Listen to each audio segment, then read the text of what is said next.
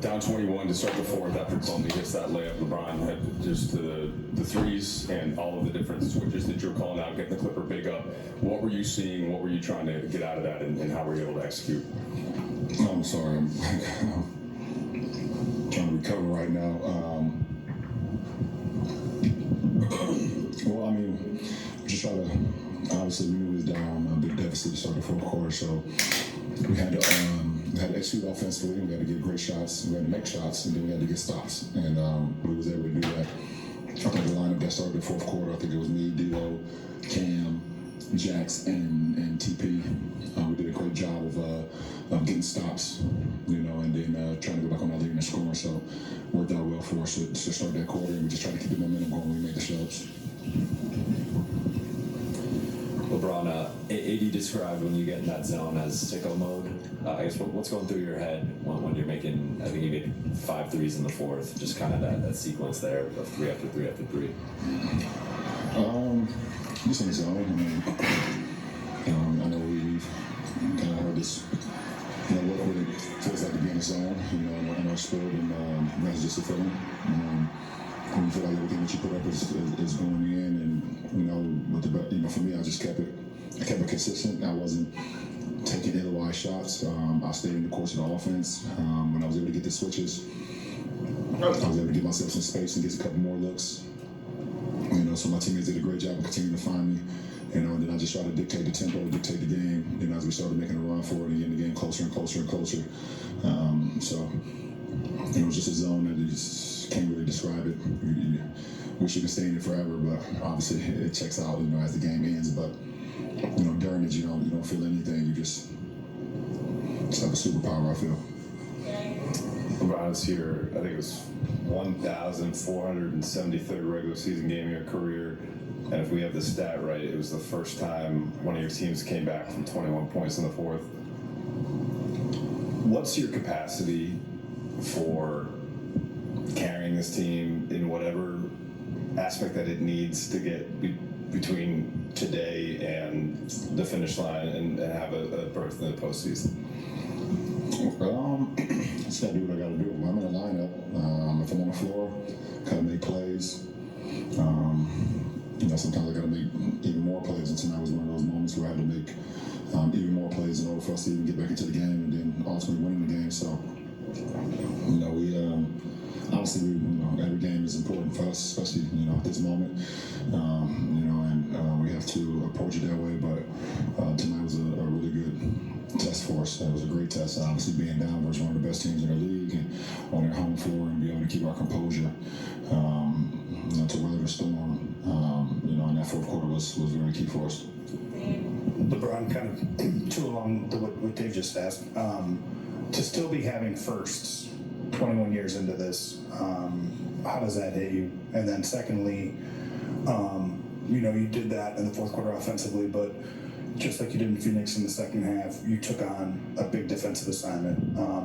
How much of that do you think you can do? How regularly can you take that on the defensive side of the ball as well? Until I can't do it anymore. So I've been put in a position throughout my whole career where I've had to do a little bit of everything throughout the course of the game, and that's carried me to still continue to stay hungry, stay in the moment, and stay the course throughout my career, even 21 years in. So offensively, our team needed me to step up, and defensively, we needed me to take the challenge on Kawhi. He's back-to-back with KD and Kawhi. That's a gauntlet for sure, for any defender. So just try to take the challenge and hope that they miss, and just try to make it tough on them. The Clippers start to send 2 guys to you when you have the ball, especially late in the fourth quarter. D'Lo and Rui made plays, made shots. Darvin said it was reminiscent of last season's playoff run. How helpful do you think this is for the group to see them close the game out the way that they did? Well, I think my guys know I'm gonna make the right play no matter what. So if I get doubled, they know I'm gonna find the right play, find the right player. D'Lo started making himself available when I started getting a double, and he was able to find Rui. Rui hit a 3, and then he found Rui again. He had a baseline reverse. Then I got doubled again. I was able to find D'Lo over the top. stay high three ball, which was a big play for us. So, it's great that we can, lean on our guys and everybody feel like they're very comfortable making a play throughout the course of the game, no matter the time. LeBron needs 2 points.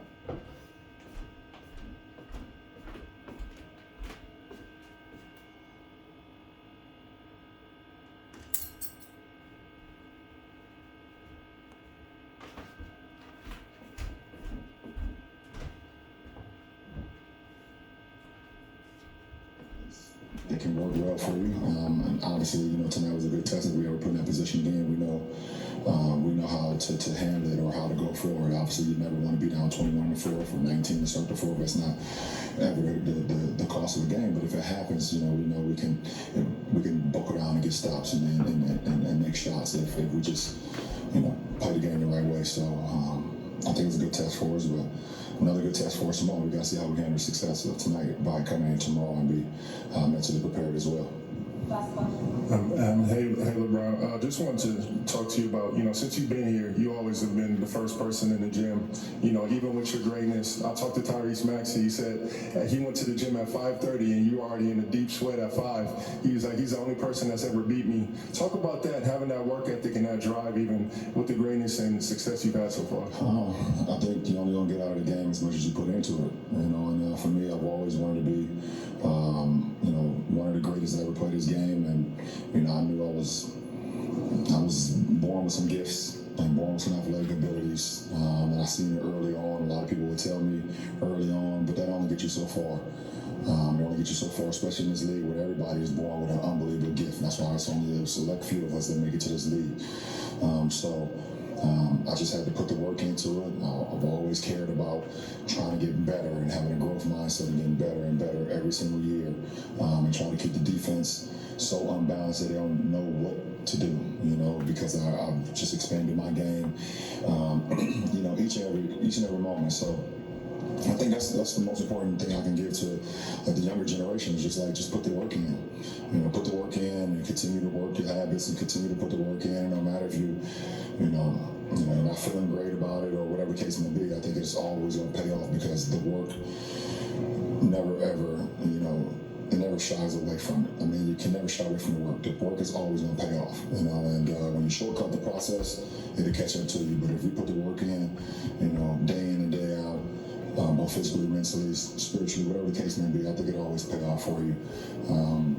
So for me, I want it to be great. I want it to be great, and you can't be great if you don't punch your clock in. So I think that's what it all boils down to. Appreciate it.